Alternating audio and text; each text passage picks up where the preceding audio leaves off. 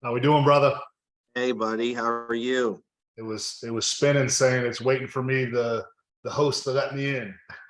All good, brother. Hey, man, it's good to see you, homie. You too, man. How are things? Sorry I missed you last time you were here in Texas. It's all good, bro. It's all good. How's everything with you? And we're good. We just moved to Fort Worth, kind of West Fort Worth, and it happened like that. To Yeah. help plant a church. Um, Man, our home sold. We didn't even put it on the market. Chrissy Uh, put a little Facebook note in our DC Ranch community, and a family member of one of our neighbors bought it. Gave us over asking because they didn't want to get in the bidding war, so it was great. And then we found 2 acres instead of 1 acre. We've got a sport court and twice the size of the pool, extra 1,000 square feet, and God was good to us. So yeah, we're doing good. We're settling in. that's awesome, man. That's really cool. What you eating on? It better be some clean carbs and protein. I just got out of the gym, so it's a plant-based protein waffle. Plant-based protein waffle. Yep. Yeah. Oh. Travis, who's on the call, he's a bodybuilder and he's 100% vegan. He's got me eating plant-based shit. Yo. Okay, Travis Wells, all good, brother. I'll just kind of intro you and then I'll just let you roll. Yeah. And then if you wouldn't mind, I'll open it up for questions. So I've known Heath for a while. Obviously played in the NFL, played for a Super Bowl winning franchise. So what's kind of cool is I met Ryan Stewman. The day that I met Stewman, I mean, I knew Ryan, but the day that I really met him, me, Ryan, and Heath all spoke on the same stage together. And that was really cool. And Heath spoke and just had a very different message that I just hadn't heard. And since then, I've asked him to speak to my team, and we've become friends. And, when you play for a Super Bowl, well, first of all, to get to the NFL as a white dude, that's a fullback is pretty freaking remarkable, number one. But to get to the NFL, you just have to have the mindset and the heart of a champion. And then, playing in the backfield with Brady and playing on the Patriots, he shared some stuff with me that just really hit home. And I've heard him speak a few times, and every single time I get something different out of it. And so, you guys know that a lot of times on these calls and in this group, we get very, very tactical about investing. But, you guys all know that know me very well, that I believe you can't do anything if you don't have a good foundation. It doesn't matter how tactical we get, all of the things that I teach you. If you don't have the foundation of mindset, you're going to fail. So I wanted to bring him in because I wanted him to give it to you from his standpoint, because it's really, really helped me adjust a lot of things that I've done in my life. And I've learned a lot from this guy. And don't ever go to the gym with him, by the way, unless you want to freaking die. But with that being said, brother, we're missing a squat day. Travis, he's avoiding me on leg day for some reason. Oh, no, I'm not doing leg day with you. I know better. But with that being said, man, I'm just gonna let you take it because your presentation is so killer. I'm gonna let you just roll. Well, brother, I love you. Thank you for trusting me with your crew, and grateful for you in a lot of ways. I have a lot of cliche statements that bring a lot of power and punch. I stole them all from Bill Belichick. I created them out of bad leadership. 10 years in the NFL, 8 years at NFL Network, 3 years in the SEC. Ladies, I promise you, I'm not going to bore you with football talk, but the stuff that I stole from great leaders and bad leaders of what to do and what not to do just works. I don't care if you want to be a better wife, a better husband, a better business owner, a better father. Truth transcends, right?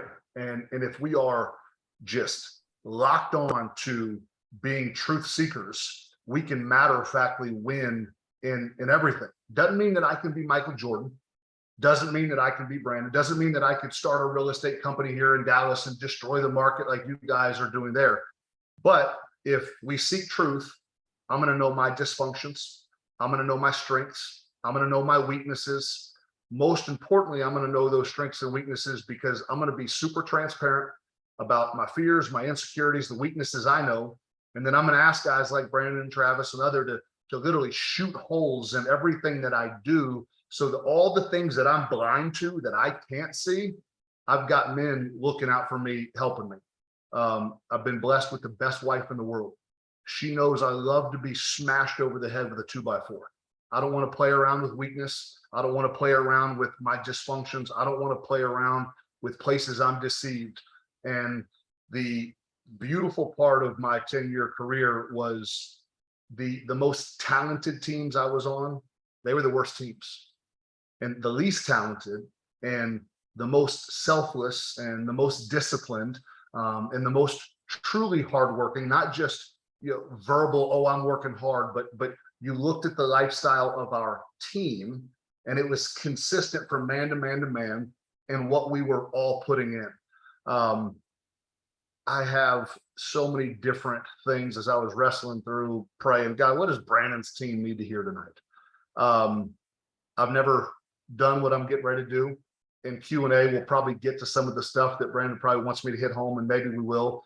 But if you could sit in one of our Patriots team room meetings any day of the week, whether it was Monday coming off a victory or coming off a loss, whether it was Sunday right after losing the Super Bowl or winning a Super Bowl, or if it was some off day on Tuesday where the team wasn't even supposed to be in, but everyone had just committed that there's no such thing as an off day during this 5-month season. We're just going to sell out for the benefit of what this team can accomplish. 90% of everything that you would hear would be the same every freaking day. Truth after truth after truth. No one being allowed to escape this foundational truth of how you build a healthy whole team, how you get mindsets to blend, even though personalities are so different. You have superior freak of nature athletes that have spent 8 years somewhere else under great coaching, and yet then they come here under Belichick and Brady and all the greats that I was so blessed to play with. And then how do we formulate thought processes and work ethic and humility and really this underlying thought that anything with two heads is a freak, meaning that every man, every coach other than Bill Belichick was going to submit to Bill Belichick. And that is where our team was going to be at its best. I might have different ideas of how to do something, but nope, I've been brought there to submit to a leader who's proven he's the best of the best. I've been brought there to prove this system, matter of factly works. I'm going to submit to it no matter what I feel. I'm going to work the way they command me to work. I'm going to work the way that I see the greats having implemented all these things. And I knew nothing when I got there. I thought I knew how to work hard. I thought I knew how to be honest with myself. I thought I knew my strengths and weaknesses as a player. I knew nothing. And by God's grace, I was able to humble myself, ask a whole lot of questions, have a lot of great coaching, a lot of great teammates that have been there, done that under Bill's dictatorship type of leadership. But Bill was a different dictator than what we think of when we think of the word. We think of dictators as someone sitting back commanding, you do, I chill. Nobody was outworking Bill. No one was out preparing him. No one was out studying him. No one was out sacrificing him. No one was going to get a leg up on him. And so the standard was set by the leaders of that team. And what those leaders do, they followed Bill.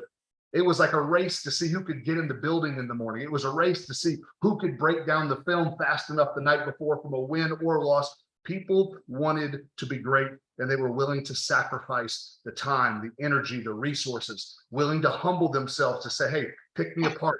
No one there needed to be patted on the back and tell us how good we played. We wanted the raw, dirty truth about where are my weaknesses? Where are my dysfunctions? How can you help me, right? those same principles, boy, do they make great real estate teams. Boy, do they make great men and great women. Boy, do they make great husbands and fathers and wives and mothers. They just make great people. When we get out of the way, we drop our pride and say, hey, I know I've got some areas that I'm screwed up. I've got one of my dumb sayings I made up that dysfunctional doesn't look dysfunctional to the dysfunctional, right? Caleb, you can't see your dysfunction.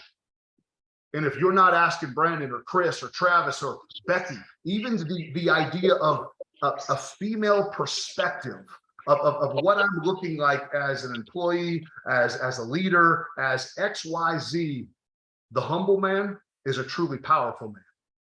We live in a world that people really know nothing of strength. People want to bark orders. People want to pretend like they got it all together when we all freaking know, when we lay our head down at night, there's a whole bunch of things, man, I failed here. I'm still insecure here. I can't get this done. I need help here. And nobody ever wants to talk about it. That wasn't the case in New England. You had a whole bunch of dudes that wanted help, and they were willing to go the distance to get that help. And when the whole team was doing it, boy, was it a beautiful thing. When you get 53 alpha males, another 20 alpha male coaches, everyone's that's got their own ideas and their own kind of ideological, like their own thought processes on this is how you win, to kind of lay it down for the benefit of the team. It's amazing how happy and joyful and peaceful and energetic our team was. It was a high stress level place to play, but it was the most peaceful place to play. Why? Because everyone was abiding by the same standard, the same code of ethics. Everyone was working with the same diligence, the same tenacity, and they were all willing to lay down their stats, their money, everything else for how can this team win.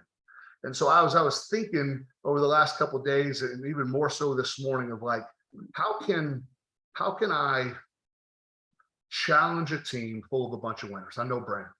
I know who he surrounds himself with. I know the culture he is always trying to implement. And so based on the fact that so much of even what Brandon called a minute ago, you guys get tactical truth all day, all the time, and you need it, right? I've spent, I think, B, what is this, like our fourth or fifth call together with your team? Names, faces change. I get it. Brandon, if you want me to get on something that you love, I'll hit it in a few. I want to ask you a question today. All of you. Are you a liar? Are you a liar? I can look back on every day of this week, find some spot in the day, sometimes hours of the day, I humbly admit and hate to admit, that what I say I prioritize and what I say I want, my actions do not back up. And so in all humility, sometimes I say I love my wife. Sometimes I say I love my children. I now have 6. We're about to adopt 4, right? Does my daily planning, does my executing that daily plan, does it reflect what I say I want or that is a priority to me? I've never met a truly, truly happy man where home life is a wreck and business might be thriving, where he just doesn't bring that dysfunction into the office somehow. There's a lot of rich dudes that their home life is dysfunction. I'm not saying you can't be financially successful. I just know this, on the great teams I was on, we were working on every area of our life because we knew a cancer in one area of our life would bring dysfunction, whether it's this much or that much in another area. And if we're after successful business and if we're after successful sales, you name it, in y'all's area of business, there are plans, there are processes, there's questions that demand to be asked every day, there's answers that need to be found every single day. There's this ever-changing environment of business in the real estate space that's cyclical and all those things I don't even need to go into because that's not my expertise. But y'all are human. You're dealing with humans. You work with humans. And no human is ever going to be a commodity, despite the fact that we treat people like commodities. So if we can get really, really honest with ourselves and say, hey, I've promised Brandon, I'm doing X, Y, Z. I'm going to work my butt off here, here, here. I know my strengths in this real estate world are X, Y, and Z. I know my weaknesses are X, Y, and Z. They are written down as almost like a mission statement that I'm trying to raise my ceiling. And then this floor of my weaknesses, I'm not just ignoring them, right? I'm not just going to hire someone to help me with all these. No, no, no. I'm going to work on this floor. So this floor can kind of keep going up and up and up. And so this level, this disparagement of my performance is closing in, right? Strengths, we love working on those, right? Because we feel really, really good about the areas that we're really, really good. But when we got to look ourselves in the face and just look at the failings, right? Yesterday, my wife was the savage beast that she always is, right? Been a few days. I mean, she is hustling and bustling. She runs a massive weight loss company. She is the best wife. She is the best mother. She serves our church. One of our pastor's wives had a baby that's not expected to live, but a few couple days, she's over there loving on her. She's got so much going on. And my words of affection to her yesterday were not what they needed. Me taking care of her emotional needs and pouring into her the way that I know she needs wasn't there. And so I can say I love my wife. And by God's grace, over this course of time that we've been married, she's going to tell you I love her well, right? But it's only because I'm always looking at things I say, and then I'm trying to look at my daily routines, daily habits, and then even my checkups with Ava and Naomi, my 19 and 16-year-old daughters on Tuesday nights. How am I doing as a dad? And they've come to know that I want the honest, nitty-gritty truth. And because of those simple conversations, because I know I'm blind to my dysfunction as a father, and I can't see it, no matter how much I've invested in them, all that stuff, there are things that I can do in my personality and just hustle and bustle life that can hurt two of the people I love the most. I'm always asking. And it keeps this open flow where at 19 and 16, they still hug me and they still kiss me and they still want me around. And there is this beneficial, beautiful relationship that most men wish they had with their daughters, especially male father, female daughters in this very hard, crucial day and age to love our daughters and raise them up well. It always comes by asking myself, am I a liar? My schedule that starts most every morning at 4 a.m. and is going to try to end at 10 p.m. when my lights are off, supposedly, unless I'm going to spend some time with my bride talking or whatever she wants to do. The way I build it, my disciplines in activating that true schedule in a way, does it reflect what I say I love and that I prioritize? Men, women, the truth is out there. It's not always easily found, but it can be found. I don't know where you struggle in your real estate ventures. I don't know where you struggle as a single lady, a single man, a married woman, husband, father, whatever. The best way to start producing results that not only leave you peaceful and joyful and happy, but yet minister and bless and encourage and strengthen others is to matter-of-factly start asking yourself, where am I lying to myself? I say this. I say I want to be best on the team. Well, where are the habits that I'm not, the bad habits I'm not breaking? Where are the chinks in my armor? Where are the holes in this game? Where am I letting things slide that I can matter-of-factly take control of? 90% of our days are controllable. There's always going to be this 10% chaos that you can't do anything about. It's just life. One of the ladies I coach, running a freaking huge business, 4 kids, an awesome husband, all 4 kids sick this week. Double pink eye. One's got a cough that she's never even heard before. The other one had something I can't even remember, right? Those things out of our control. But I can tell you this, Sarah Lancaster's life is dialed in.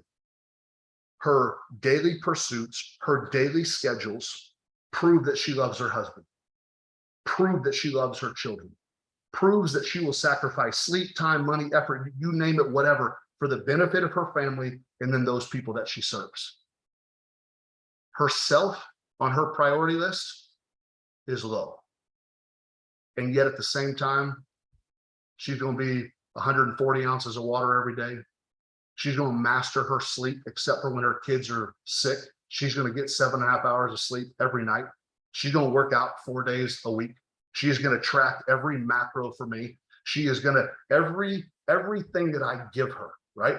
And in this last 7 weeks, the freedom that she has found that has benefited her business, benefited her husband, benefited her children, benefit even her stress levels, because she looked herself in the face and said, yeah, man, I say I love Adam, but oh my gosh, I don't plan any time for him. I don't prioritize even cooking for my family and my kids. I don't set up. Truth is, if we don't have a plan, we're just planning to fail. Those plans will forever be changing. But if you say you're wanting to be X in this business, do your daily habits. Does your daily schedule, is it mapped out in such a way that you're telling yourself the truth? These are simple questions. And most of the time, sometimes the answers are hard to swallow, but they're simple answers. Are you asking enough questions? Are you seeking enough truth? Just reached out to another coach the other day. Like, listen, when you go from 2 kids to 6 kids overnight, I don't have answers anymore. A family of 4 was pretty simple. A family of 8, and these kids have physical abuse. They have all kinds of different traumas that we want to love them and serve them well. And so priorities in this home have drastically changed. I don't have these answers. I got to go find them. So just yesterday, I'm reaching out to a new coach that I think he might be the guy that can help me maneuver just a new daily schedule. That yes, it will cost me more, but it's amazing when something costs me and someone else gets the benefit, how rewarding it is to me. When I lay down my life for my wife, it's amazing. I might get less sleep, but I wake up the next morning with more joy. When I serve my daughters and have daddy-daughter date nights and all these things, and sometimes I'm exhausted and whatever else, and I don't even know what the heck the 19 and 16-year-old girls want to talk about. It's amazing the joy that comes in those relationships. You name it. Where we sacrifice, most often great results follow. Where are the holes in your daily functionality? What are you saying that you want to accomplish? And you're matter-of-factly lying to yourself because you're really not doing much of anything to accomplish those goals. Someone put on mute for me. Hey, Brock, if you'll mute yourself for me, buddy. I got him. Travis and Brandon can speak to this. I'm sure others of you on this call can speak to it as well. We can say all day long, I want abs. I want abs. You're reading magazines, you're doing all this stuff. You're researching, but you ain't doing the work in the kitchen to get there. You're lying to yourself. Everyone knows with all the information in all the world, ain't none of these magic pills work. There is no magic diet. There's all the stuff that people just bleed on people's emotions with to get you to spend $19.99 and some other lying bull crap. No, you're going to get in the kitchen and you're going to be super, super consistent. And you're going to find the diet that works for you. And you're going to beat that diet to death. And you're going to pick at it and prod. And you're going to add some little fats here. And you're going to add some different fats here. And then you're going to pull away some carbs. And then you're going to do all these different things. But it is a pursuit to get there. And the truth is, it's really not that hard anymore. We have so much data readily available. People just don't want to put in the work. What I found, whether it's a man that hires me to help him in his understanding of who God is and trying to get his body right at the same time, or whether it's a business owner like Brandon or whatever it is, it always comes down to, where am I lying to myself? Where am I deceiving myself? I tell most of my men, quit saying you love your wife. You're a selfish jerk. You don't love anyone but yourself. Their daily planning displays it. Their laziness displays it. Their choices and decisions reveal consequences that they just love themselves. They don't love their wives and kids. And I don't let them say it. And that's what they pay me to bring out of them. And then in God's grace, most of them change. And then they start getting really meticulous with what does it take to be a loving husband, a loving businessman? What does it take to be ferocious in your principles and tolerate people, but not tolerate broken thinking and not tolerate victim-minded thinking and not tolerate all these things that are just lies that are meant to destroy? There's this healthy balance of just being ferocious workhorses, loving and kind and gracious, because we need people to love us, right? Is there any Lone Ranger on this call that doesn't need anyone's time or love or affection? If that's you, you're a liar. And Brandon, they're an idiot. You need to fire them. We need people. We need people to be truly loving to us. And if people are going to be truly loving to us, we got to break the walls down and allow people to speak into us where we're dysfunctional. Listen, you're not alone. I could bring Chrissy in here. I'm forgetful. If it's not on this phone or if it's not on the app that we use for her to kind of run my to-do list, listen, I'm just a dumb jock that loves helping people.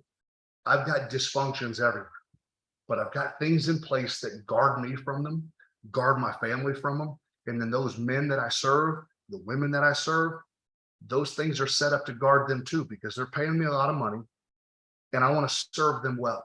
And if I don't manage my dysfunction, and if I don't constantly let people in to kind of just nitpick my life, I'm going to fail the people I love the most. And then I'm going to fail the people that I really want to serve the most. Where are you lying to yourself? Do you even have your daily requirements written out somewhere? I have 7 different things that are the most important things in my life. Every single one of them, I mean, there could be 40 things underneath each category to make sure I get them done on a weekly basis. There's no way to get them done every day, but there's systems mapped out. I know how Christine needs to be loved. 1, the word of God tells me. 2, she tells me because I asked her. And men that are married, I ask her frequently because sometimes it frequently changes. But I want to love her, and that's important. And she knows that that answer frequently changes, and it means the world to her that I'm frequently asking. What's required of you as a member of this team? What's required of you of a member of your team if you're not on Brandon's team? What does your leadership expect of you? Demand, I hope, would be the word that I would use. Demand of you on a daily basis. Is it written out somewhere? Do you have a plan to put that sucker in place Monday through Friday or Monday through Saturday or Sunday through Saturday, whatever it is your work days?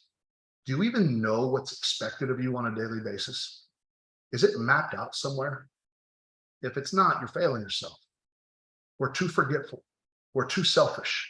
We're too absent-minded. We're too drawn to the next thing. We need to be locked and loaded. And the only way you can truly be locked and loaded with a pursuit of something that's really worthwhile is if you have, what are my goals? What are the demands over me based on the team that I serve and I'm a part of, right? My list of priorities. And men and women, I can assure you, there's plenty of time in a day to first love your spouse, second love your kids, and then to work your butt off for whatever job you have. If you don't, it's just because you don't want to. Or if I'm being really honest with you, it's because you don't love your wife or your husband or your kids. Our actions show us who we are every single day. And if we're willing to get humble with ourselves and call ourselves to the carpet, like, man, I'm lying to myself here. I'm lying to myself here. Most often, Apologies are going to follow, whether it be to our family members or to a boss. And then what's going to follow after the apology is, hey, I need help. So I really struggle in man, my first 4 hours of the morning, I'm really good. Me and Chrissy both work from home. I suck at the rest of the day. I get distracted with so much dumb stuff, right? But I'm constantly trying to beat those parts of my life into, for me, a lifestyle in a daily system that is glorifying to my Heavenly Father. And then that shows Chrissy and these kids and my clients that I love them more than I love myself. It's a winning recipe every time. Some of you, you're going to get dialed in 2 weeks. Others of you, you're still going to be battling with things in 2 years. That's all right. Keep battling. These systems are always changing. Q&A, Brandon, sorry, whatever we got. I've got 10 or 15 minutes. No, you're fine. So one thing I'd like you to touch on, I learned this from you the first time you said this. Man, it's stuck with me, and I repeat this on stage. I say this to my team all the time. It's you told me you learned being with the Patriots to master the mundane, and that's where you win. That's where you win championships. Yeah. So really what I just talked to you guys about, like these knowns, like what are the things I got to do every day? These business goals, right? So I'm a part of a team. I have dreams, I have goals, I have hopes, I have vision. All right. What are these things? Like, what are these things that are just never going to change? From sales scripts, you name it. There's so much in y'all's world that's just repetitive. And it's the beast. It's that mental monster that can force themselves every single day to do those boring, mundane things. Get a list of the mundane. What are the things that are never going to change? These things would have been true in 2008, 2009, 2010. They would have been true at the height of the market, whatever that was, a year or two ago. Like these are just knowns. Master them. Our boy Cheplack John, right? John knows that his physical fitness will matter of factly affect his mental fitness. His mental capabilities are directly related to the food he eats, the sleep he gets, his hydration levels, all these different things. My wife has a huge weight loss company. We have 5 pillars. The last one is their food. Their second one is their water. And their third one is their sleep. You all today could start simply off the fact that women, I don't know why God made it this way, y'all need 8+ hours of sleep.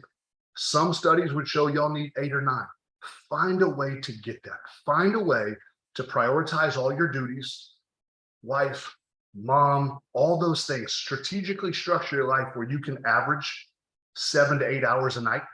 And then on the weekends, find a way, or your day off day, where you can get 1 or 2 nights a week where you can get 8.5 or 9. And so your weekly average is a total. You're like, hey, I've averaged about 8:15, 8.5. You are doing amazing. And your mental clarity, your ability to digest food, your lean body tissue, everything, the way that we are made from a cellular standpoint, the way God made us. Word of God says, I'm not trying to preach to y'all, but we are fearfully and wonderfully made. If we will just get hydrated and if we will just sleep, amazing things will happen mentally and physically. It's just the truth. And nobody can deny it. But they're 2 simple things. That sleeping schedule, I can see it some of y'all's face, right? Like, you don't know my household. I bet mine's more chaotic, right? I mean, we got stuff flying everywhere. Try having 6 kids and 4 of them that CPS doesn't even allow you to really discipline. I mean, give me a break. This is nuts over here. But these mundane things, these knowns, what is your system to master them? And are you lying to yourself in the sense that, are you even considering them as priorities? Are they even in your top 5 or 10 things that you want to do every day? How many of y'all are walking out of the house without brushing your teeth? Not many of us. Nobody wants stanky breath.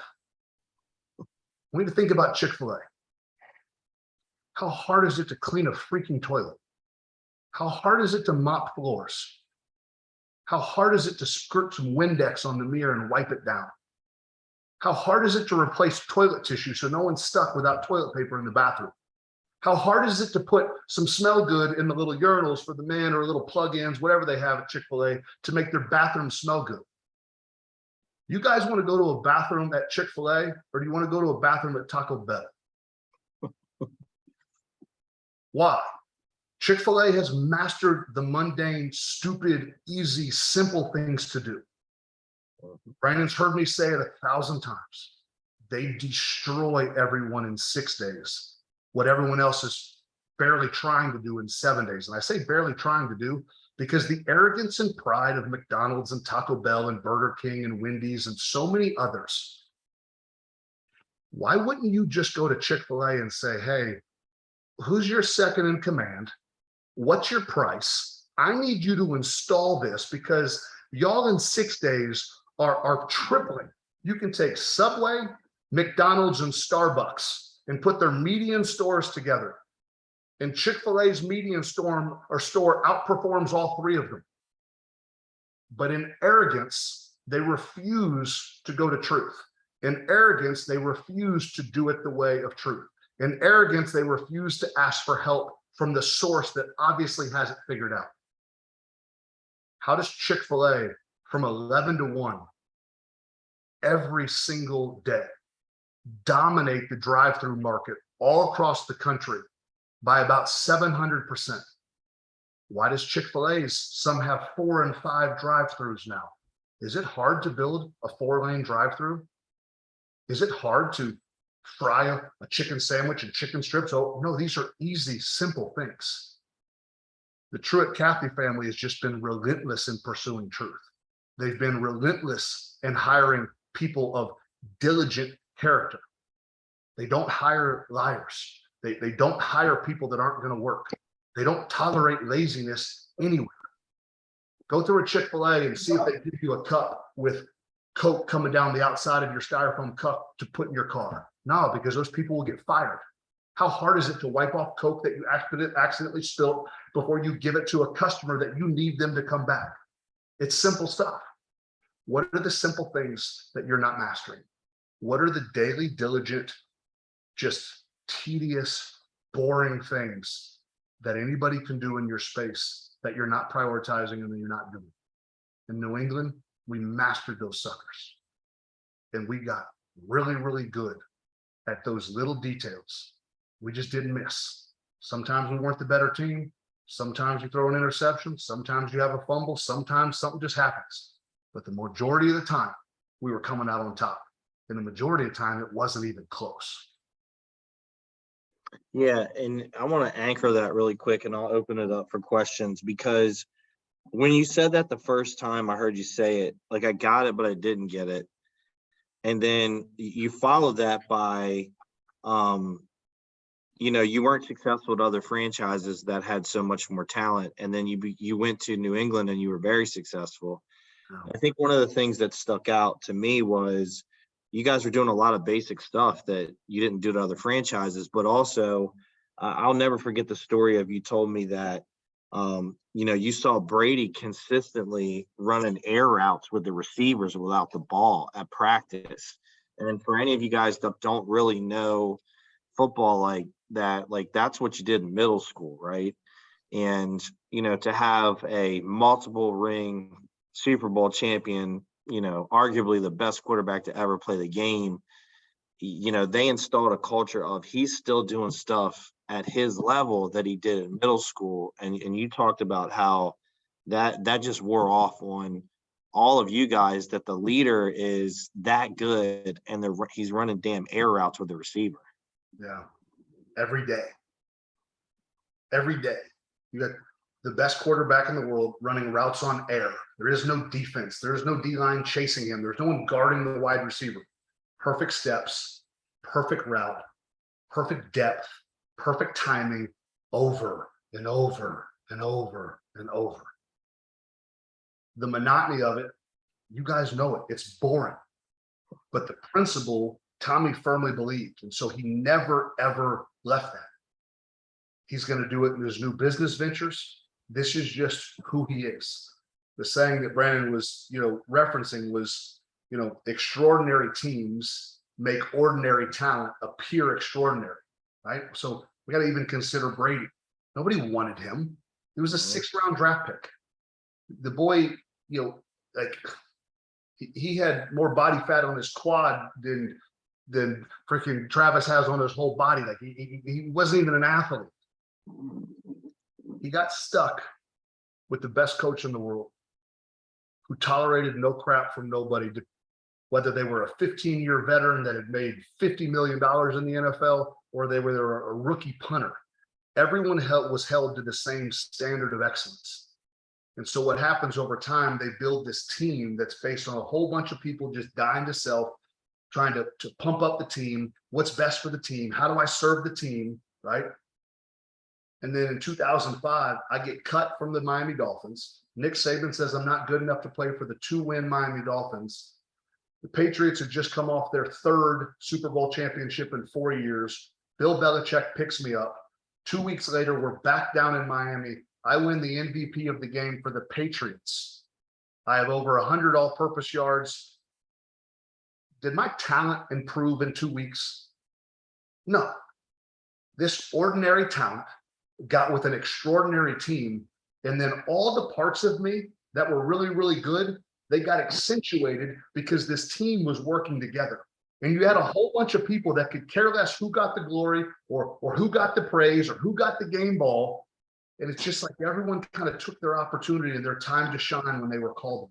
But it was because this team was being supported by a whole bunch of relentless people that mastered all the things that we can control. The uncontrollables won't feel so uncontrollable if you master the things that you matter of factly can control.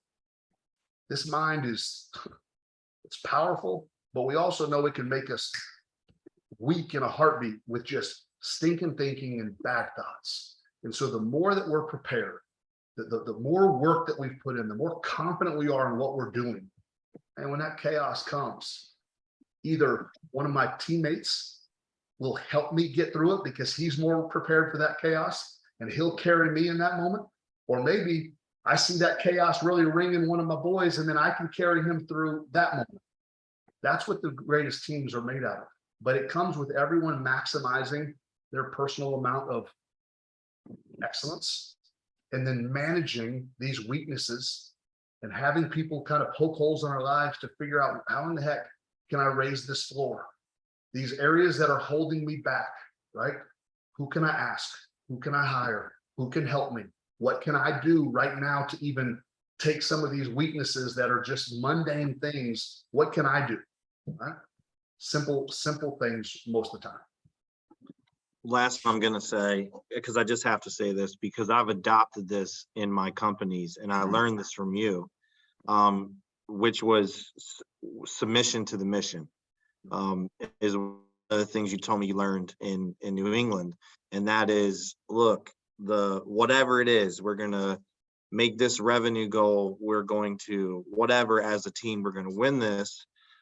Whatever that championship looks like. And, that's one of the things that you gave me clarity on to lead my team, was creating this culture of submission to the mission. Yeah. Loaded point. B, just cut me off if I get too long-winded. Y'all got to go. But submission's a word. It's my favorite word in the English language. It creates great power, right? It humbles me first, and then it strengthens me. So if I'm not willing to submit myself to someone else's leadership, I'm not hurting them, I'm hurting me. Now, the problem is many of us have been hurt by submitting to bad leadership, submitting to a bad husband, submitting to a bad T-ball coach that abused it, whatever it may be. And your hurt and trauma matters to me based on the people that have hurt you because you've submitted to authority.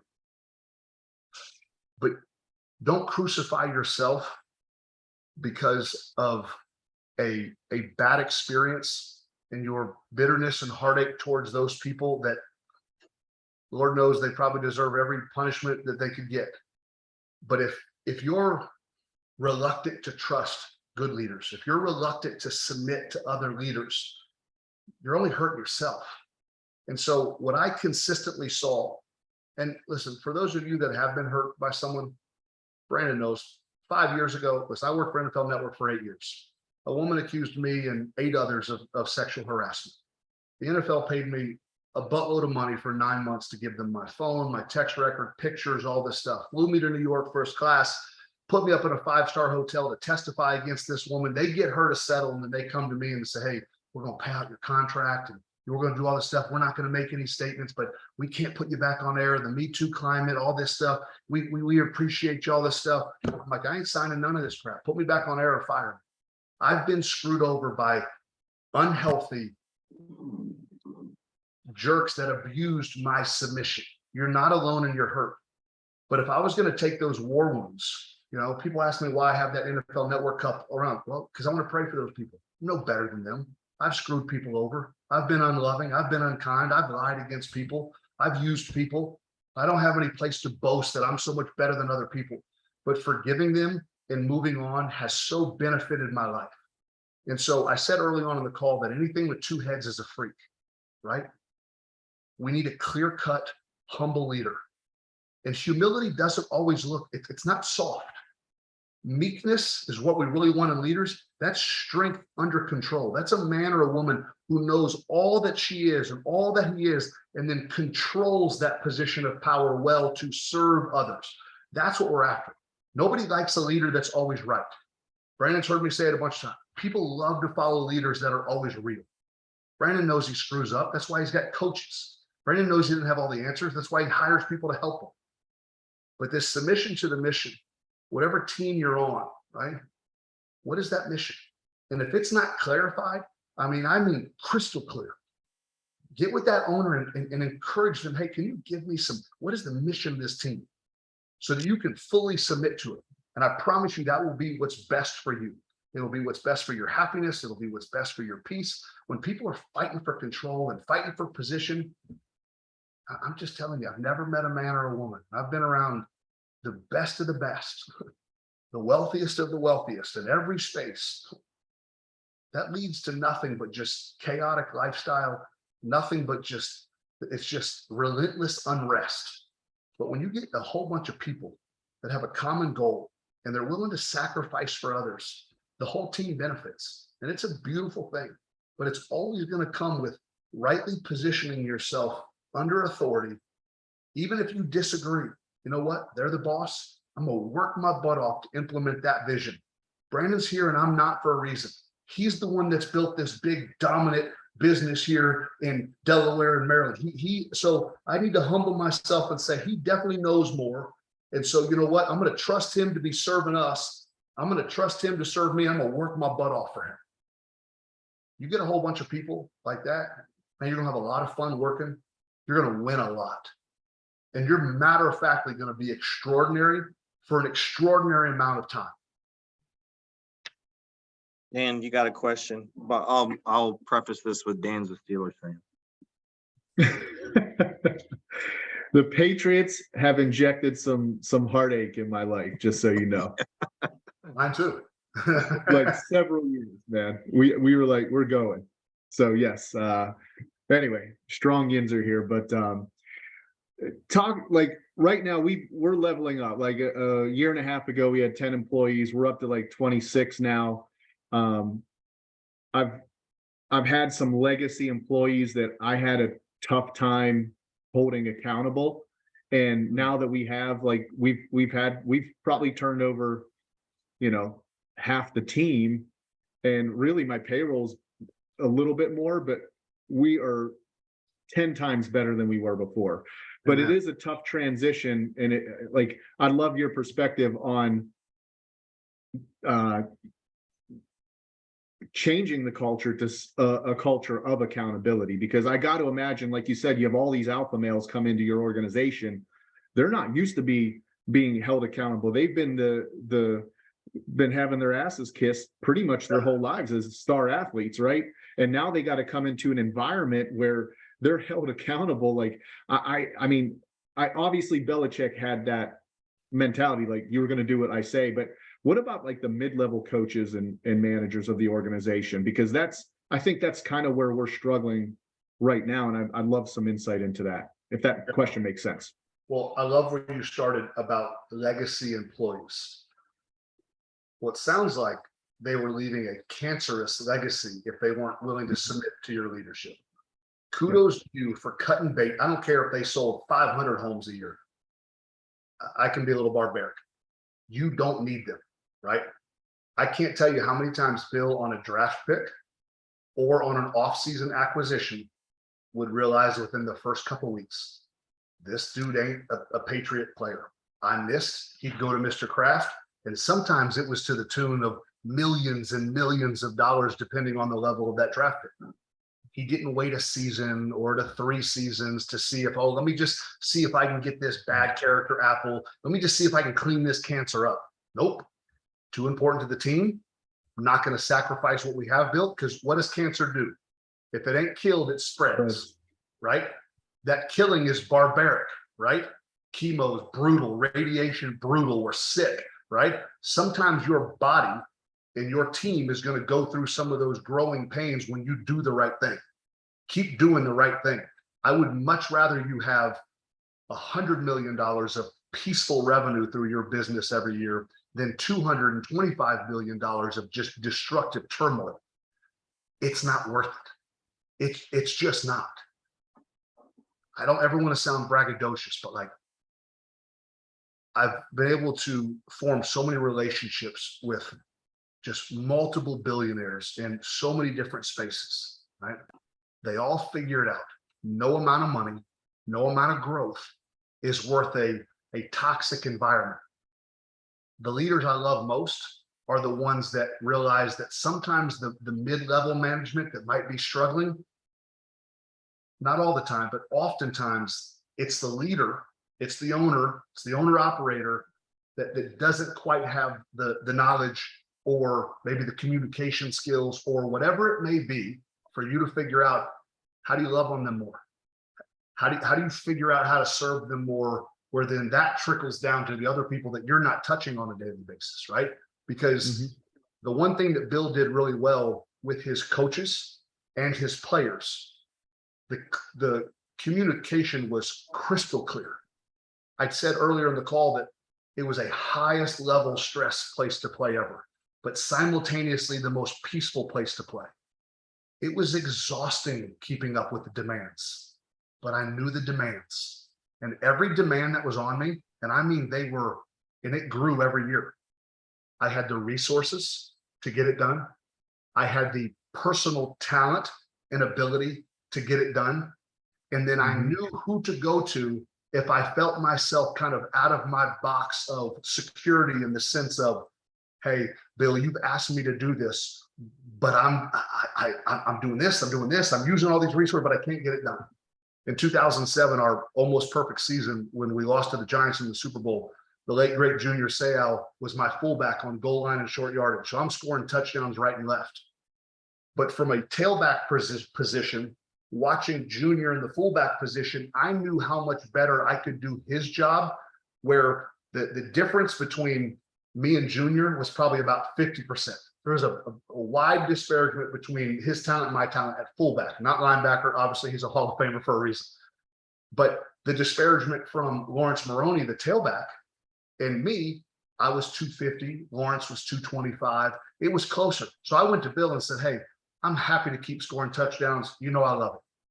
But what I'm seeing, playoff time, it's going to cost me, and it's going to cost us, and we're going to get this done. So I'm more than happy to go back. But my vision to be able to see from my expertise lent me the ability to say, hey, let me help someone else, kind of lower myself. I didn't get to score many more touchdowns that year, put someone else behind me to do the team a favor.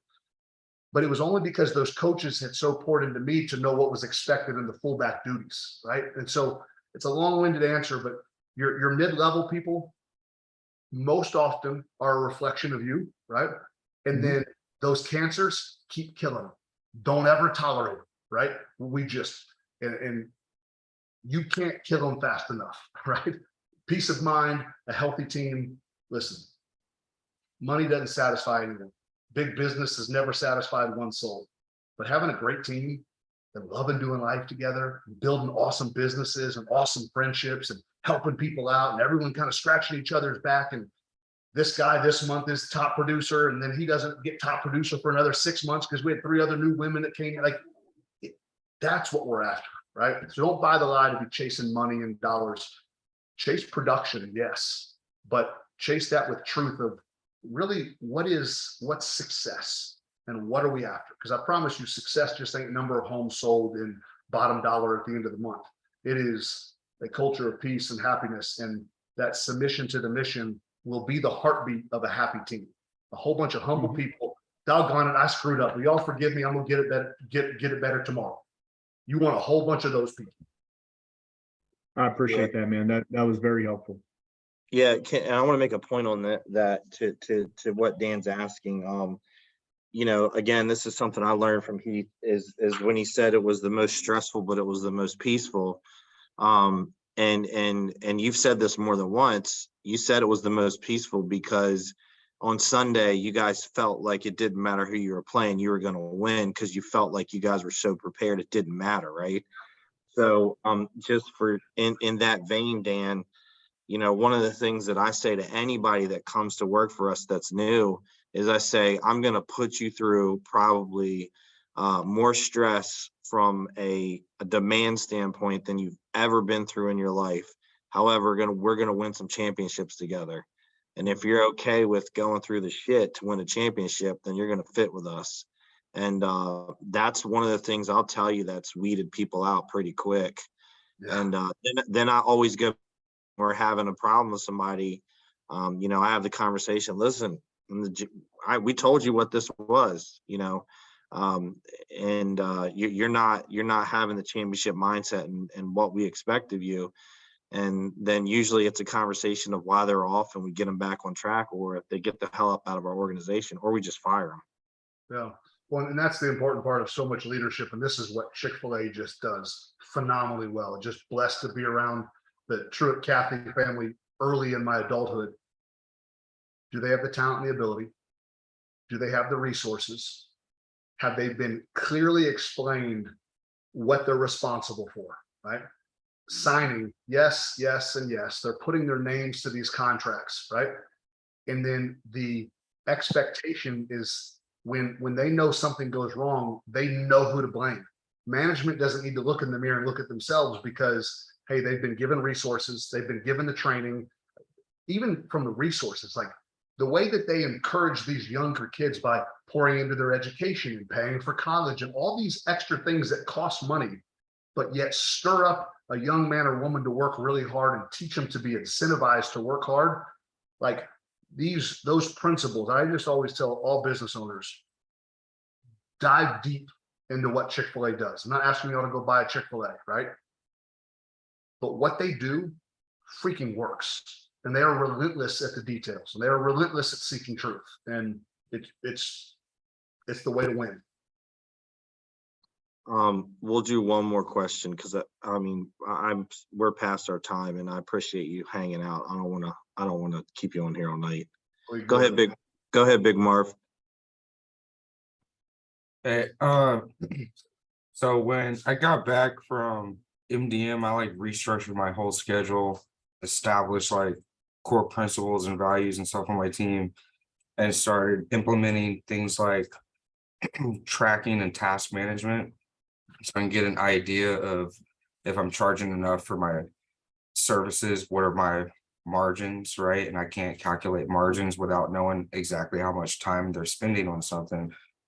And so like for the last few weeks, I've been like every single day meeting with the team, like showing them exactly how I use the tools, exactly how to do it. But so some of the newer people on the team, they're getting it and they're picking it up. But the guys that have been on my team for like 3 or 4 years, they're having a really hard time adjusting to like these new habits. And they have the skills, they have the abilities.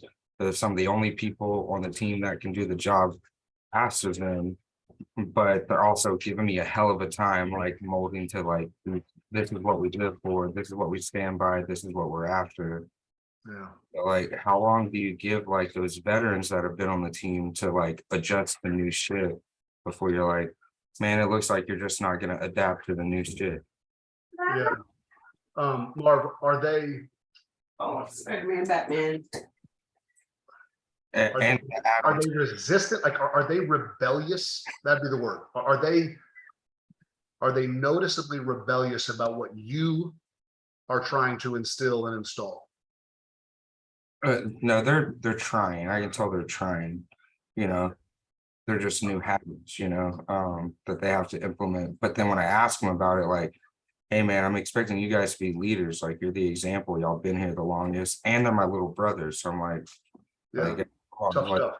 Yeah, and so so some days they're like, yeah, my bad, I'll get on it. And other days they're like, this is so fucking pointless. I don't get it, and I know like through extreme ownership and stuff, they teach like you got to show them like why is it important, like why does them doing these things help the mission, like why does I've try to have these heart to heart with them and everything, and like they're getting it, but I want to say they're probably 50% there when I know they have the capability to be much further along. yeah. I don't want to argue with supposed gurus, but for the parents that sit down and try to explain to their kids all the time why they needed to obey when they asked them to do something, those parents are raising dumb kids. I have to do things every day in all kinds of different fields that I don't know exactly why I need to do them, right? Even going back to the New England Patriots, right? I knew no football. I had played since I was 4 years old. I knew nothing about football when I got to the Patriots. And I say that like I thought I knew a lot. I didn't know crap, right? And so if I was trying to figure out why they're having me do this, I never would have done it. I would have been doubting everything. That spirit of submission, that humility factor of like, hey, I'm not the boss. I don't have a say here. Those character principles matter. I'm not asking you to be a tyrant, right? But when your job as isn't to teach them why, right? Your job is to tell them what you want done, and their job is to get it done, right? And then over time, as you're implementing more structure and more accountability, they're going to be like, oh, dang, this is what Marv was doing the whole time. Some of them are never going to get it. I don't want to speak too much into what I don't know, right? Bill, once a year, was going to shock the team with something he did, whether it was suspending Wes Welker, one of our second best receiver, mother effing Brady in front of the whole team for throwing an interception he shouldn't have thrown. And he wasn't fake, it was real, right? This level of accountability that is a must in every successful relationship, business, family.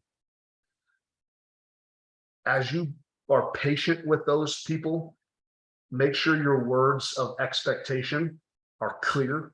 Make sure that they are responding, hey, am I clear? Do you understand what I just told you? Maybe even signing something. Hey, here's a 90-day window. We're getting all this stuff implemented, where you can see, are they being rebellious against your leadership? And then it might take you firing one of your little brothers, right? These are tough decisions that, brother, even if you and I sat down for 3 or 4 days, we're never going to hash this out. Yeah. Most men and most dominant women in these leadership positions that you guys are in, you have gut instincts, right? Watch for the rebellious people. You do not want rebellious people around. They're cancers. They will kill your team. I don't care how talented they are. They will destroy your team. You might grow, but that cancer is growing and it's coming. That avalanche is coming. That volcano is coming. I promise you. I don't know if it'll be 3 months or 3 years. Don't tolerate it on any level. Find people that love and respect you because you are showing them love and respect. You're working your butt off. Nobody can outwork you, but they need to follow your lead. And if they're struggling to follow your lead, they're going to start undermining your authority in many other places that you won't see until it's too late. Amen. Yeah, I'll end it with this. The last 3 years, 3 consecutive years, I fired every year, the last 3 years, my 2 top producers. Because money is a magnifier, it makes you more of whatever you already are. And they had to get enough money for me to really see who they were. And all the ones that I fired, so I fired a total of 6. Out of the 6, 2 of them aren't even in real estate anymore. And the 4 that are in real estate, their production has dropped like 60-70% when they left the championship team. And 4 of the 6 that I fired have tried to come back. I won't let them come back. But I'm telling you, man, like the best thing you can do, and I don't know your specific situation, but the best thing you can do is when someone doesn't fall in line with the team, or they don't want to be part of it, or they don't want to listen, like, I don't even hesitate anymore. I just get rid of them. I mean, I just get rid of them. And every single time I get rid of somebody that I thought I needed to get rid of, and then I get behind what they were doing, I always find bodies. Every single time I find bodies. And it was like, damn, I hate to say this, guys, but this is the truth. The minute you think you need to fire somebody, you're probably 3 to 6 months too late. So with that being said, thank you so much for your time. Everybody give him, unmute yourself, give him a round of applause. Thank you so much for your time. I always Thank you, appreciate you. Appreciate Always you guys, appreciate, man. always appreciate you bringing value, man. I thank you so much for taking time with us tonight. You got it, man. Hey, on Instagram, or you guys can get my number from Brandon. If I can do anything to serve you guys or encourage you, just hit me up or message me on Instagram at Heath Evans 44. Love to encourage you guys any way I can. So, B, talk to you soon, buddy. Appreciate you. Thank you, brother. Appreciate you.